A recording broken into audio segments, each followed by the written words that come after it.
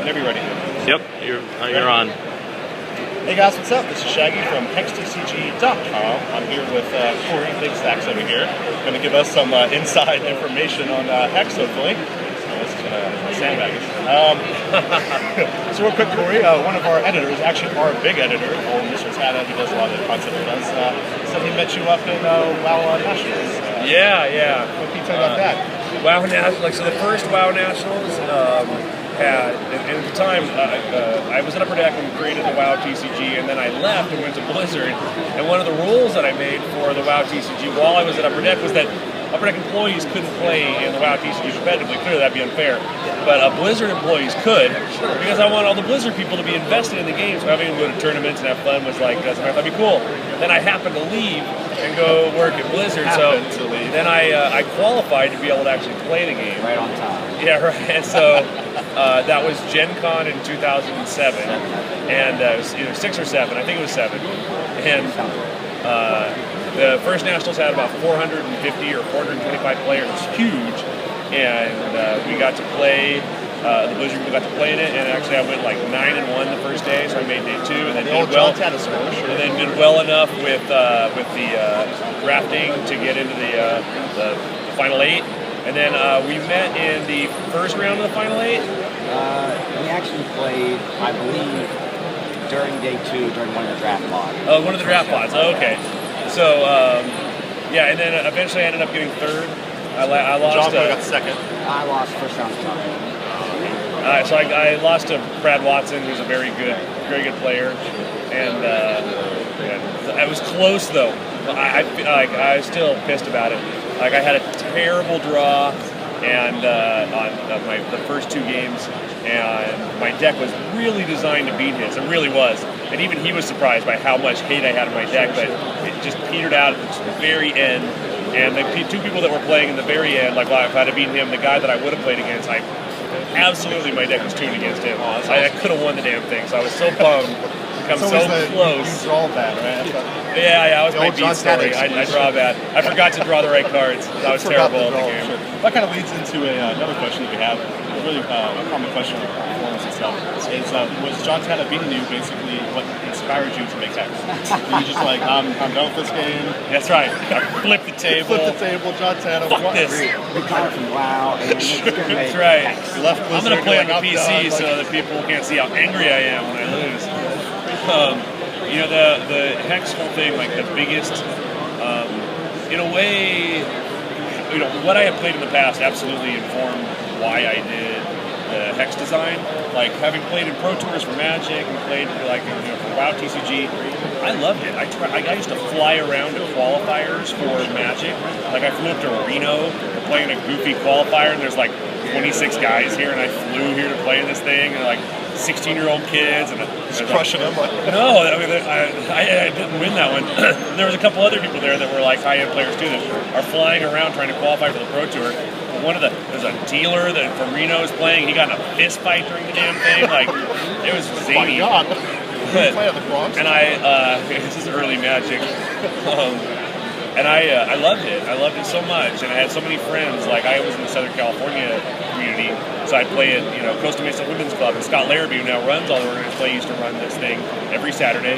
And so there'd be all the people there were like Brian Packer and John Yu and Jason Zila, who now works for me, and all of these like Frank Gilson, all these players came out of that area.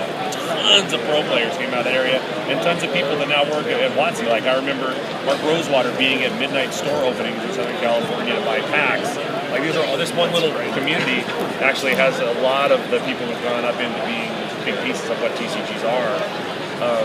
But I loved it so much, and getting older, working a lot, having a family, having a kid, really put me into a place where I couldn't drive out to. I mean, I have a card game company, and yet I don't have the opportunity as much as I'd like to play card games in the same kind of way I did in the past. And so, having the kid go to bed, or my wife goes to bed early, and I'm up like it's 10 o'clock at night. It's the perfect time for me to jump online. I'm not going to drive to the card store, but jumping online and being able to play a game like Hex, and having it matched up with one of my other passions, and Mo's, where I have a bunch of friends in the guild, and we chat together, we talk about stuff, having a community on tap like to me, that's the perfect marriage of gaming genres to give me exactly what I want. I would get on WoW at midnight with my friend, and we would do arenas, and it was always like just talking, and doing a fight. I played a Warlock. So it was like Shadow Priest Warlock, Protection Warlock, and we would do the 2B. Yeah, it was, and that was always my favorite part about, card games as well, like playing like on the pro level versus WoW, travel. Yeah. So it's kind of like, that's how I met, like Phil and all those guys in all those games. So it's hard to love and with the whole online travel. But at the same time, it's just like running to friends, actually have to make plans on Saturday to go to the boards, drive all out. You get much more of it. And having played WoW, like, or that Ultima Online, like, I have my headset on, we're chatting, we're typing, like we're talking back and forth, and then we'll go play a game together. I feel a real sense of connection with people that I game with that I'm not physically next to. Yes, I agree. Nothing will ever replace going into a hobby store and playing in person with other people. That's an amazing experience. But it's not something I don't even have that as an option. And the part where it's like I can get online and play with my friends and have a little guild and chat and send them cards and then we can all play together and do a raid together. To me, that represents something that I cannot do now and that I am positive I would enjoy. And so that's where Hex came from. Sure, I mean, like, I come from playing, like, StarCraft 2, Warcraft 3 professionally. That's what I did. So I was qualified online and flying out these teachings and meeting the people that I played with. So, like, I feel like this is similar to what Hex is doing. Yeah. One of the biggest problems with those games, Blizzard working hard, a lot of their developers aren't great at their games. But it seems like you have a lot of background in, like, actual competitive. Oh, yeah. Have you brought any of that into the actual development? Yeah, for sure. Like, from the beginning, we had talked about how we wanted real cash prizes.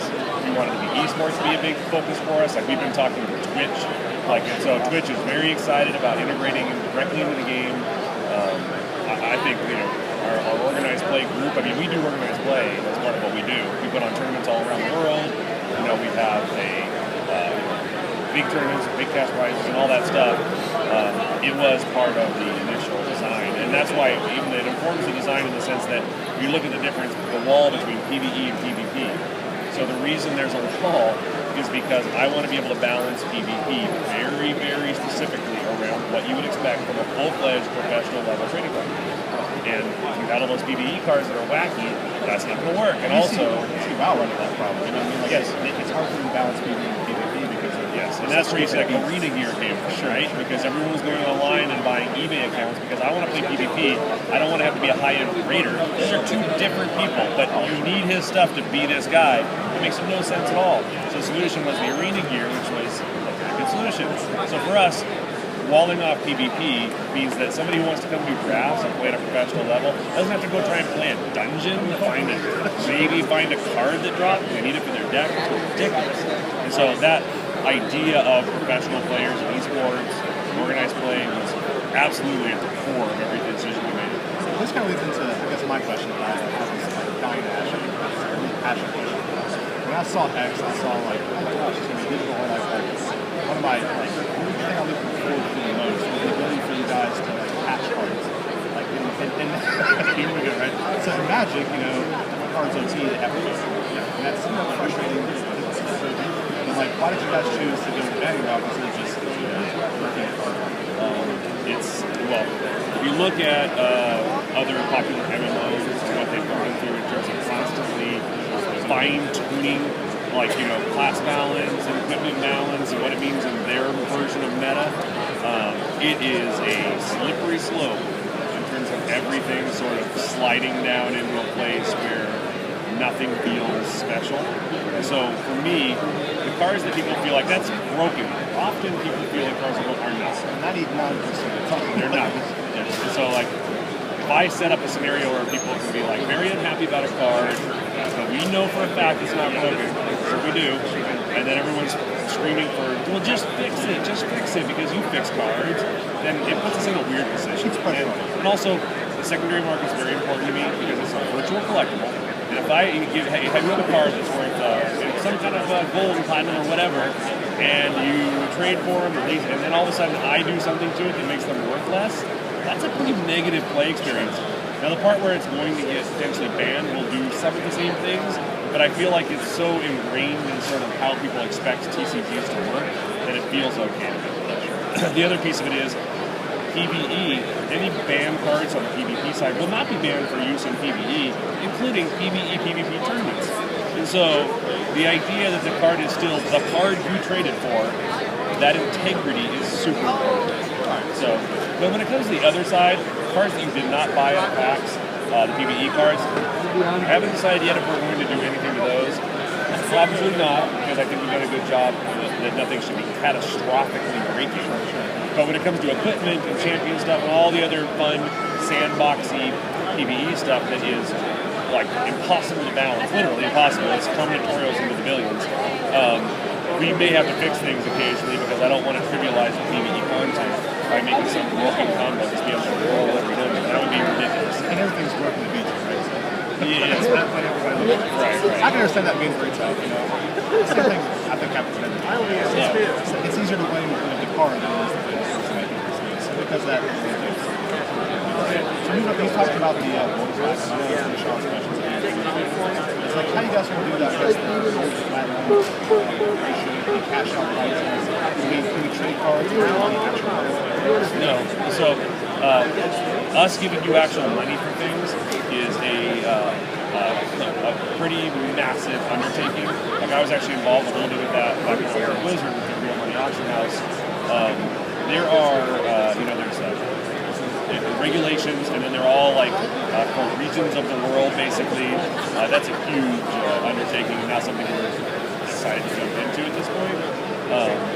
In terms of what gold to platinum means and platinum to gold, that's where I hired an economist as a PhD in economics. He was a guy who worked at the TCG company, who's now a professor of economics. He's building all these reports for me about how to manage that, where they're not implementing like a Fed, basically, where occasionally you sell gold at a certain price. That helps balance and stop inflation and deflation. So you can, that might be a good, no one has done that in an MMO that's like actually built in the things that we have in our, like, the government to manage that. So we're talking about some of those things. When it comes to, the cashing out, there are a lot of games out there that have virtual goods as part of their systems, and players have seemed to found attention Gencon attendees, come by Hall D right now to meet the authors of Sunray, a major story event in the Forgotten Realms universe. Our terms of service will do like Dungeons and Dragons, Ed Greenwood, Aaron Evans, and Richard Lee all that stuff, because legally I have to do that. But when it comes back into, what happens in the player, we're very community driven, so what the community is going to do to help make all of those things work for people in terms of how that all plays, I'm very open to allowing them to make that happen. Sean, did you have anything else to I just want to, down the road, actually take a look at implementing the Real Money Auction House after the game takes off. Yeah, if I have, the resources is the big thing. With the resources, I think a Real Money Auction House for Hex would actually be a very good idea. I know that I'll probably have 100 people that, will immediately, every time I say something is a good idea, it's explained to me why it's actually a terrible idea, and they're probably right. But I think about it as I come at everything as a gamer, right? Really, first and foremost, which is not always the best thing, right? So I come at everything as a gamer, and I think as a gamer, would I like the chance to, use real money and have cash outs for cards or prize winnings or whatever? Yes, I think that's awesome. Whether or not I can make that work with the conflux of elements that are in Hex, because there's not just the secondary market, collectible market stuff, there's also all of the tournament stuff on top of it, which then brings a whole other layer of regulatory elements into play. So I've created this super caustic cocktail of issues that are very hard for us to figure out. Players will probably be able to figure out on their own, because that's what they do, how to make all this stuff work just fine. The Real Money Auction House, though, is something that, yes, in a perfect world, I would like, but that's flippantly said in some ways, because it'd be a lot easier if you had Blizzard's a giant army of lawyers to walk through all the but even for them, that took a lot of time and a lot of money. They did a favor for everyone else in the video game industry, because now we know that holy grail could exist. Before that, it's just, the idea, like a quest, does this even exist? So they actually found it, so everyone was like, holy shit, it exists. So you can do it, it's just really, really difficult and actually very expensive, I would manage to even continue to manage that process. Do you guys have any fear of like secondary websites selling Hex cards? Not too much, because like we do have a very robust auction house system in the game, so I think that's going to sort of like, yeah, it'll kind of like, you know, the ease of access to cards in the game because of its digital nature, because of the really robust auction house, I think will sort of make that kind of stuff pretty limited, with the exception of very, very rare cards, or, you know, I have a legendary, and it's been leveled up in every way, and it was played in the World Championship deck, so it has that trophy, like something that makes it unique, which I built in, and then it wouldn't be that they would be like showing it to you, selling it, and then logging into the game to give it to you, because clearly no cards live outside of our virtual environment. So, I can imagine that happening, but it would be pretty edge casey at this point. Maybe. I don't know, because that's the other thing. Like, if you know, a million people play this game and no one wants to trade, or like, they're like, who knows? Like, this could be. Well, you can post cards on the auction house for platinum, right? Yeah, so like that kind of, that's basically the same thing. Exactly. For money, it's all platinum. Exactly. As long as there's a secondary market for buying and selling platinum that's outside of our game that I don't endorse or condone or am part of. I know it. Well, okay, so talking about like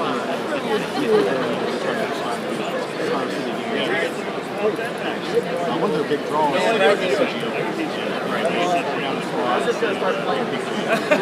is a bad idea. That is a bad plan. I will definitely show you. All right. Yeah, let's make sure one idea I have right now, this is a great question. You're going to be Daryl, all right? The one idea I have right now is for hobby stores. This concept I had of having, they have 8 tablets. We would register them as a hobby store. We would issue them a code. That code would be their ID, and they'd be able to go online, punch in their ID, and give them another code, which would then be to run a draft. If they have 8 tablets, they can have everyone, all their tablets would be set to their code, basically. Everyone in the draft would then get a code, they would punch that in, and then it would fire them off and make their draft, and it's just those people. And the store owner would then get a cut of the money made from selling those packs. Resource deck. So it would be really cool. And then also, if they had run a certain number, they could qualify at different levels of store, and then certain alternative art cards would be part of the prize pool for drafts run in store. Like, you know, hobby game stores are, like, you know, I have a soft spot in my heart and love hobby game stores. I grew up in them, and like a big part of our business is still hobby gaming. So trying to figure out ways to support hobby game stores is something that's there is some non-cooperative options. Magic our local game store. Those will not be demoed. That's it would be possible. Sure. I guess my actual question is, like, would it be possible for us so the way I'm working is that we, in a full game, would be looking to survive the boat round without any of our resource decks that are randomly distributed.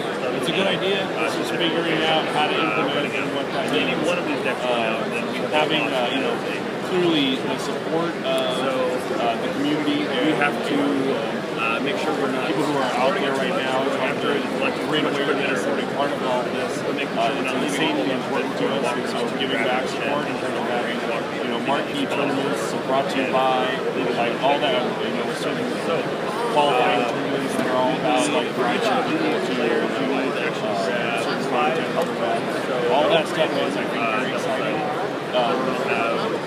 We've bitten off so much at this point, like, it's beyond, like, choking on it. It's just like, what do I want to choke on at any one moment?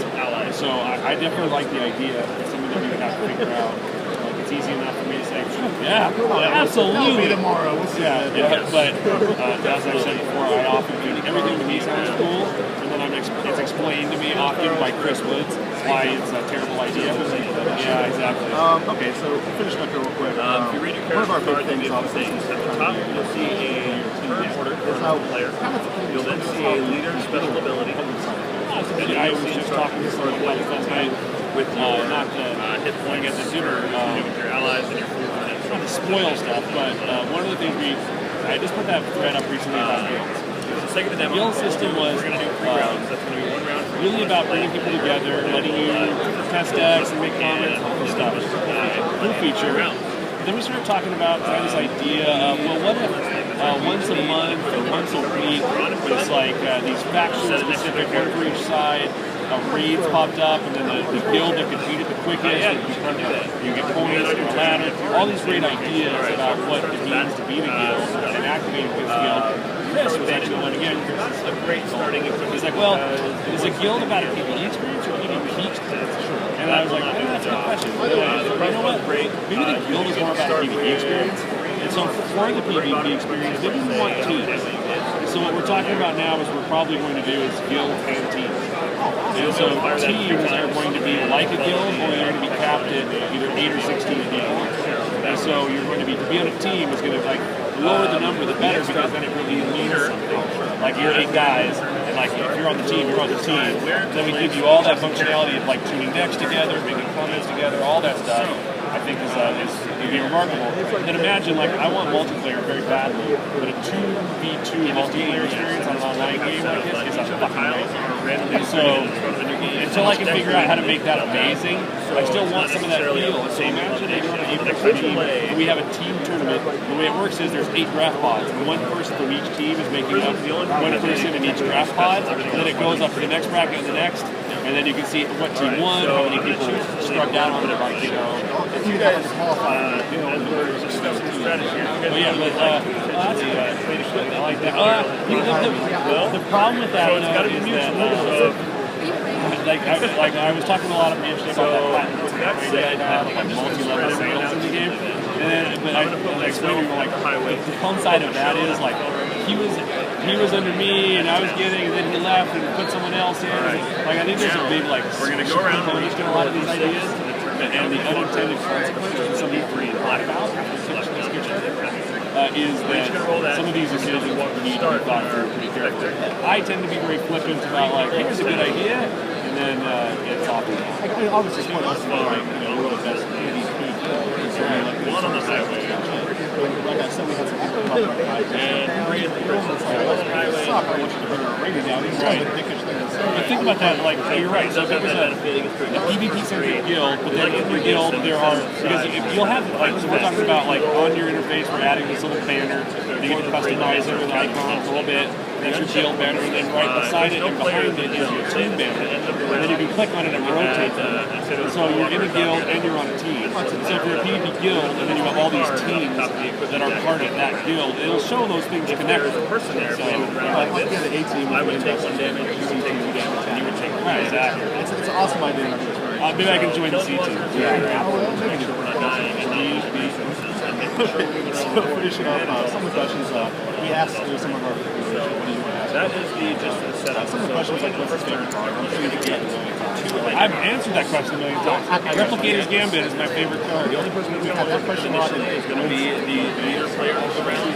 Sure, but like, so I thought it'd be fun to ask this question. What's the most terrifying card? I get to make a choice. I want to be survivors in one direction. What is the most terrifying? Well, that is outside of clearly, like some of the escalation stuff that gets out of hand very quickly. So the variance of it, drawing helps. Those things are pretty scary. Some of the ones that are pretty like Ben and I were talking about yesterday about how good Harvard counter spell is by raising the cost of the card by 2. It's crazy. But the Buccaneer is super pushy. Like that one's probably cutting the very outside layer of where you want to go. So even in combination, like you can Buccaneer something and then counter spell it, and then all everything's cost +3. Yeah, the big problem with Buccaneers is it fucks your curve up. Yeah. So like it's like, hey, my turn 4 drop, I bounce him. He's now your not only did you lose your 4 drop, now he is your 5 drop. Like you don't draw a land, and you're like, oh no, I've won games internally where I bounced someone's Buccaneer on the draw. I bounced it with Buccaneer, and he didn't draw another land and couldn't play sitting on the cards. Like, well, and like I was able to come over and win the game. I noticed in the mono blue deck, in your deck list, you guys had counter spells, and then like in the actual deck, you switched it from the bounce. I'm gonna play next up. And then we were, like I said, the engine is done. Like 95% of the cars are actually in.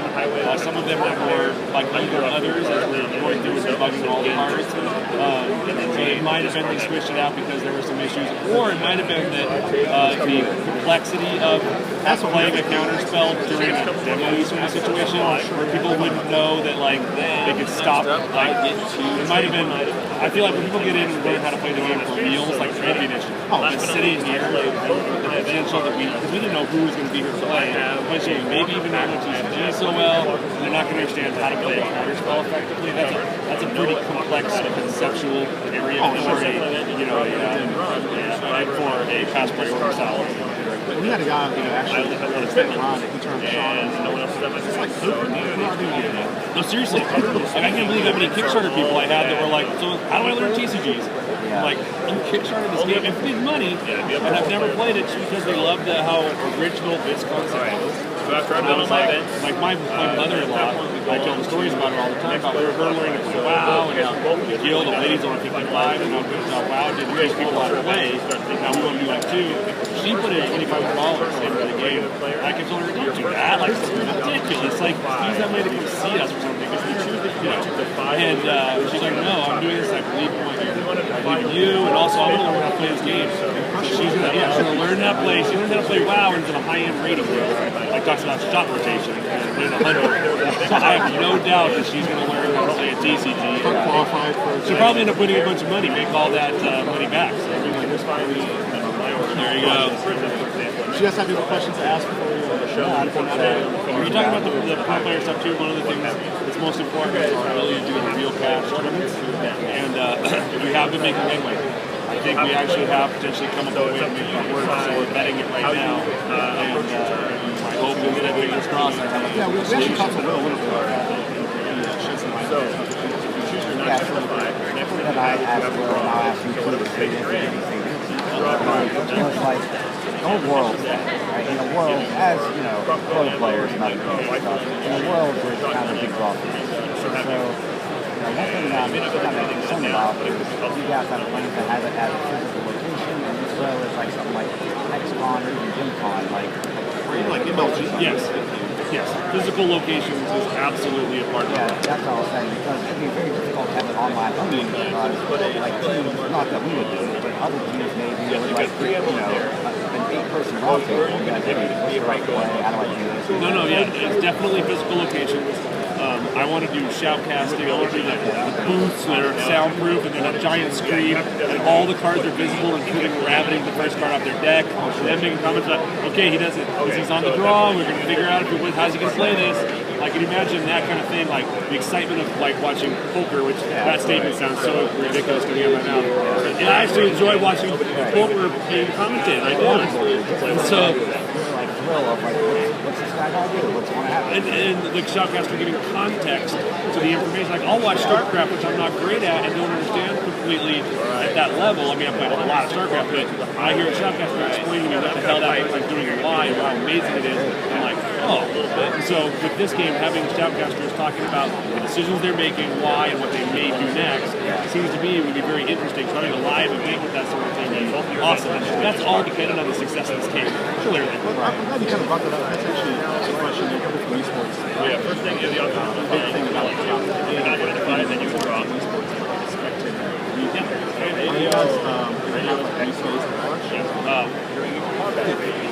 You had me until at launch. Like, yes, we're going to have replays. I don't know when. The funny thing is, we are actually working directly with Twitch to figure some of this stuff out. So it's a priority. Like, I love the idea of a version of the feed dropping after the match that has all the stuff I just talked about, shows you all these cards, so that somebody else can come in later and comment on everything and make these really cool videos after the fact. Clearly, you can't do that while the game's going on because someone else is like, yeah, he's got they're cheating. Yeah, like League, Yes. So with us though, we're not twitchy at all. we saw your first one pass. Yeah, we're so you could. I mean, even a 2-minute delay could still be a problem because the cards that are sitting in the jam are going to sit there for a while. So it had to be after the match. And we're figuring out those solutions. We definitely want to have that be real esports. Now, I've talked to a lot of esports about how esports are really going to be able to build players. And, a lot of the stuff really resonates with this guy does say, if I have 2 or 4 into esports, I get to add 3 new sports. So they actually have, it's going to, and it goes even down into designs.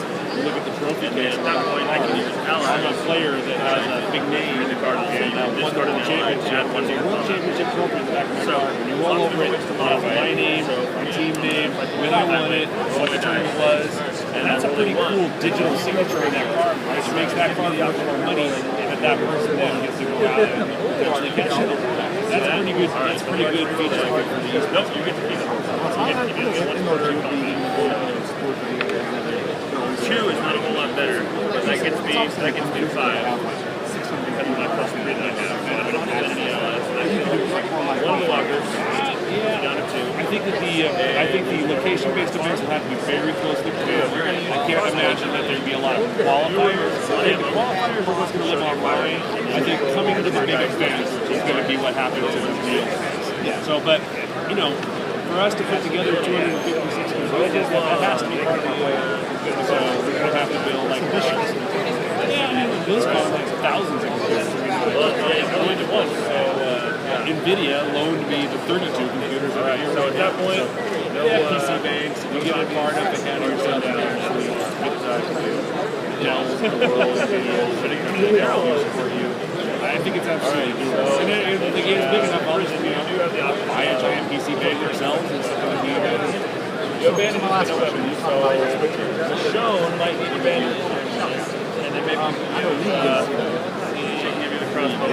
Destroying the esports.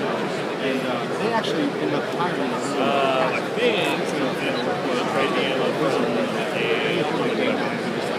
some of the people they found in the Shack House were Kim Pham, she's so are you guys thinking about maybe hiring like Shack House and staff, or let it be kind of a third party?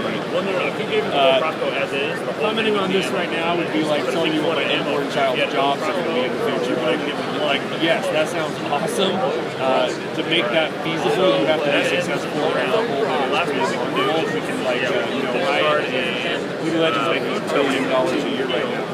I would love. No, they make about $1 billion a year. I would love to have Hex be even,